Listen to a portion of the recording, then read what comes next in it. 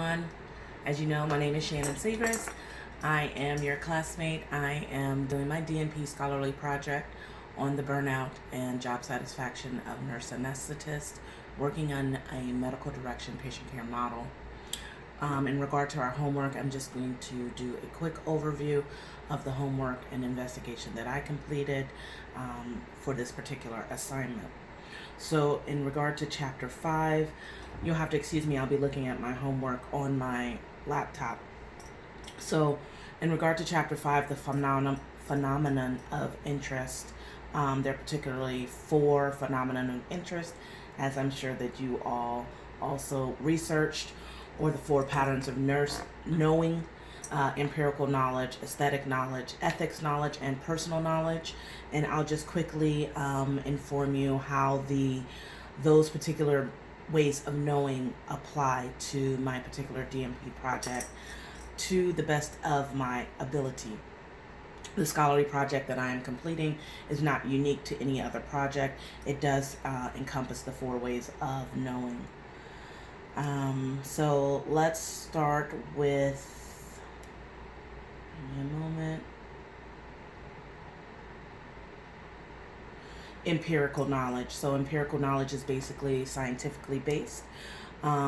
Increased burnout and decreased job satisfaction have been proven to decrease the quality of care that patients receive, as well as decrease the safety of healthcare provision.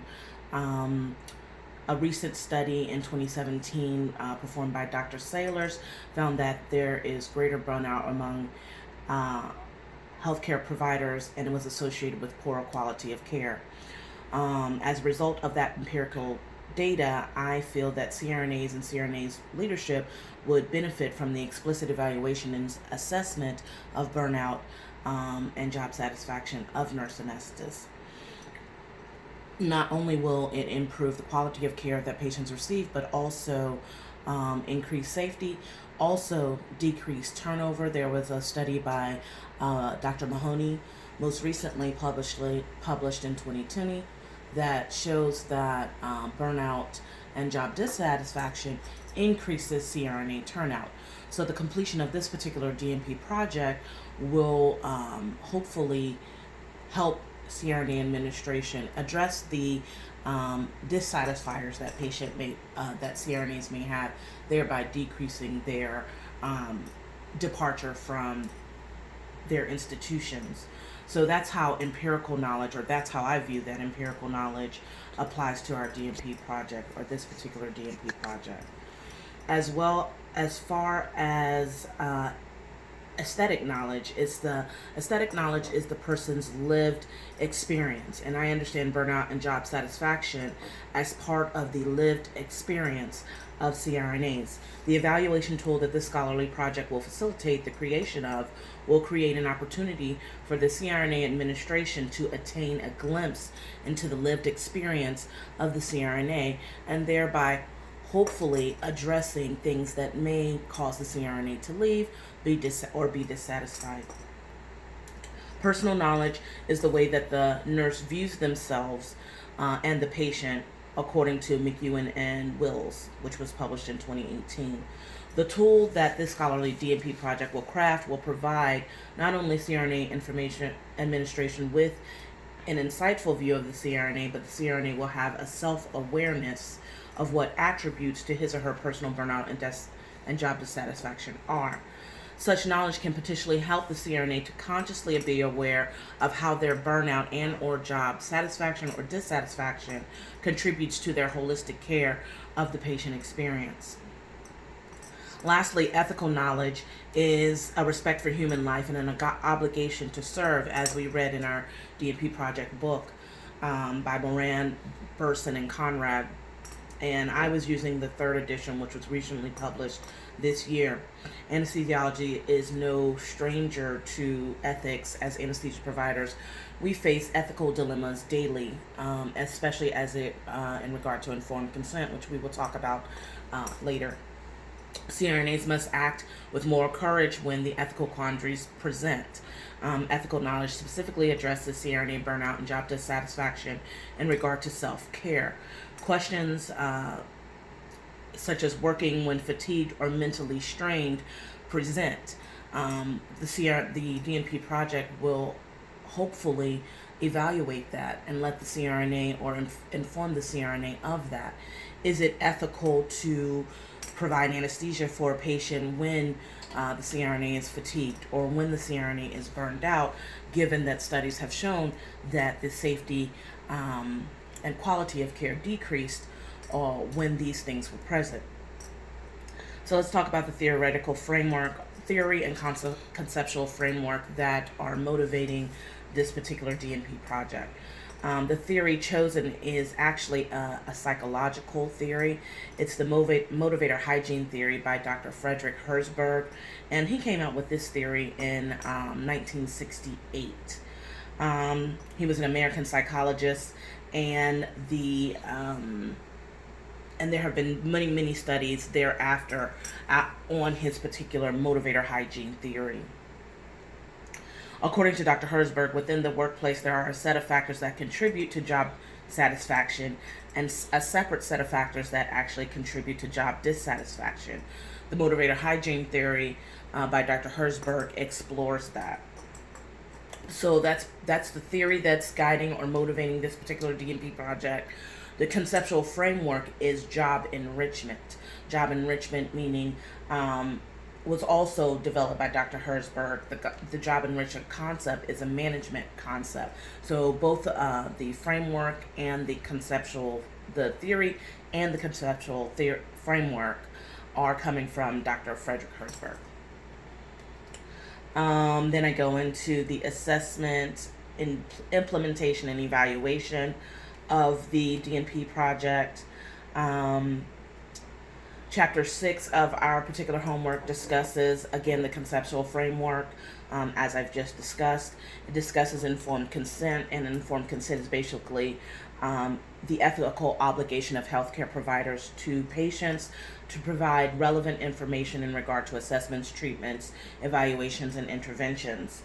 Informed consent also provides an opportunity for the patient or the subject, in regard to our scholarly projects, to ask questions and receive answers in regard to their questions. The purpose of informed consent, of course, is to protect the patient or the subject.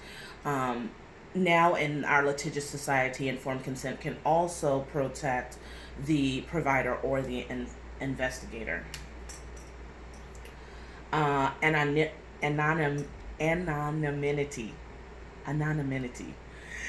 In research study, or being anonymous in a research study, means there's absolutely no way that the research study can be identified. So no personal identifiers are collected and or distributed.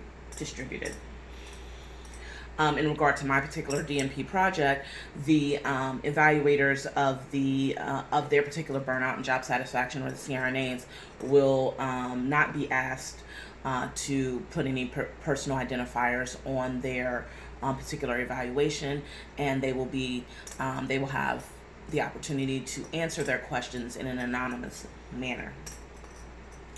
Chapter 8, interprofessional, and intraprofessional collaboration in the scholarly project. So interdisciplinary in regard to this particular project will include collaboration with information technology professionals to assist with the data or evaluation tool distribution. Interprofessional collaboration, the essence of the DNP project is that CRNAs are working in collaboration with anesthesiologists, and that's particularly why this is their job satisfaction and burnout are being evaluated. So interprofessional, both nurse anesthetists and physicians are healthcare providers. So in that regard, collaboration with the heads or the administration of the anesthesiology department are physicians. So it requires collaboration to actually execute the DNP project. Intra-professional collaboration. So the DNP project will require collaboration with academic advisors and that are advanced practice nurses and nurse educators that may not necessarily be nurse anesthetists. So that would encompass intra-professional collaboration. The chief of nurse anesthesia at the institution of interest is a nurse anesthetist, and the DNP project will require collaboration with him for clearance and permission. So going into change theory, change theories or approaches are discussed or requested to be discussed. Lewin and Shine's change theory encompasses 3 stages in regard to unfreezing, unfrozen, and refreezing. Those are the 3 steps. So unfreezing or becoming motivated to change. The DNP project, there is not a lot of work there because of the current state of CRNA turnover and attenuation. The motivation is already present. Unfrozen is stage 2, and moving to a new state or changing what needs to be changed. So in this particular project, the unfrozen part really talks about the result of the evaluation tool or the interventions that may be implemented to improve CRNA satisfaction and reduce CRNA burnout. So changing what needs to be changed, as an example, let's talk about breaks would be a problem or a dissatisfier if nurse anesthetists are not getting adequate breaks. If the evaluation tool shows that breaks are not being given, or CRNAs feel that their breaks are not being given, there could be implementation or intervention to resolve that, thereby unfreezing that particular variable.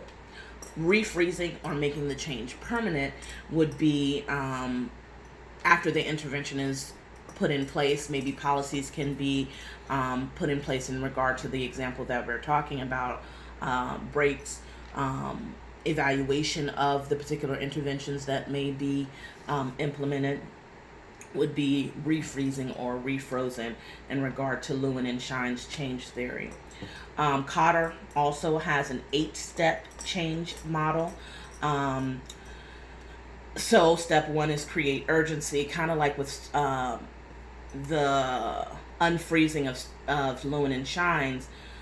The urgency is already there with the amount of CRNAs leaving this particular institution. So I think the urgency is there. CRNA administration has already expressed frustration with it, have inquired of the CRNAs why or what can be done. So the urgency is there.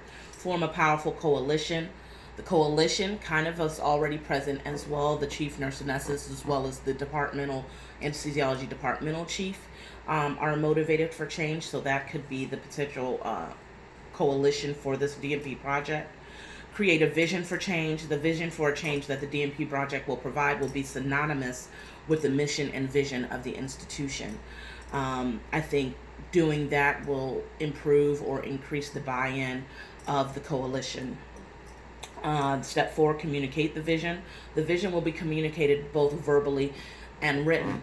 Given that we are going to make the vision very close to the vision of the institution, it will be easy for the coalition to buy into what the vision is. So written and verbal communication of that. Removing obstacles. So in communicating with other DNP students or my CRNA colleagues who are also in DNP programs, the biggest obstacle that we are facing at Hopkins is IRB approval or internal review board approval. So that will be the biggest obstacle. This obstacle will be approached early and fast, and we actually have an institutional IRB expert that is a CRNA who has gone through this process, that she is on board with helping out with my particular DNP scholarly project. Create short-term wins. So progression of the DNP project will be recognized and rewarded. As an example, when we get IRB approval, that will be recognized and rewarded. The coalition will be informed of this and possibly intimately involved with this as well, as this is something that they have expressed an interest in. Steps Step 7, build the change. The data will provide opportunities for the coalition to implement divisional and departmental interventions to decrease burnout and improve job satisfaction of nurse anesthetists. As those interventions are implemented and successful, other opportunities for improvement will be sought out. And lastly, step 8 of Cotter's change theory is the anchor the changes in corporate culture. One of the desires or mottos of our chief nurse anesthetist, excuse me, is to be the most desired place to work for CRNAs. We frequently laugh at him when he says that, but we're on board and we hope that we can make this happen. I feel like this DNP scholarly project will help him or help our department reach that goal. So anchoring the change in corporate culture, the interventions implemented as a result of evaluating the burnout and job satisfaction of CRNAs will be discussed at meetings, at CRNA meetings and grand rounds. Policies in regard to the example that we discussed, such as breaks, will be put in writing. CRNA turnover will be assessed on a constant basis. Even exit interviews, which we are not presently doing because of the grand exodus that we're experiencing. Exit interviews are not formally done, so possibly implementing that as a result of the evaluation showing that that's needed. Any interventions executed that accomplish the goal of decreased CRNA burnout and turnover will be recognized. So that concludes my DNP homework for this particular assignment, and I hope I met all the questions and or goals of the assignment.